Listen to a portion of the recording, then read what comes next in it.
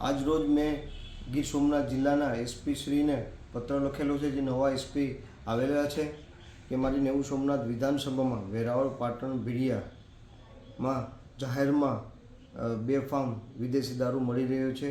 દીવ કરતાં પણ સસ્તો વેરાવળ પાટણ ભીડિયામાં વિદેશી દારૂ મળી રહ્યો છે. જાહેરોમાં સ્ટેન્ડો છે અને જે દીવમાં દારૂ ન મળતો હોય એ વેરાવળ પાટણ ભીડિયા શહેરમાં દારૂ મળી રહ્યો છે. ત્યારે મેં એસપી શ્રીને પત્ર લખેલો કે બેફામ રીતે બુટલેગરો દ્વારા સ્થાનિક પોલીસની મીઠી નજર નીચે વિદેશી દારૂ, ક્રિકેટ સટ્ટા, જુગારધામ અને યંત્ર નામની ગેમ આવા અન્ય પ્રકારના અડ્ડાઓ ચાલી રહ્યા છે અને મોટા પાયે ડ્રગ્સ નું વેચાણ પણ ચાલી રહ્યું છે. ત્યારે બેફામ રીતે માફિયાઓ દ્વારા આ બધું ચાલવી રહ્યું છે. સ્થાનિક પોલીસની મીઠી નજર છે. નવા એસપી તરીકે નિમણૂક થયા છે ત્યારે મેં એમને પત્ર લખીને ધ્યાન દોર્યું છે અને વહેલી તકે આ સંપૂર્ણ રીતે બંધ કરવામાં આવે, ત્યારે રેડ પાડી અને બંધ કરવામાં અને આ બુટલેગરો ઉપર કાર્યવાહી કરવામાં આવે.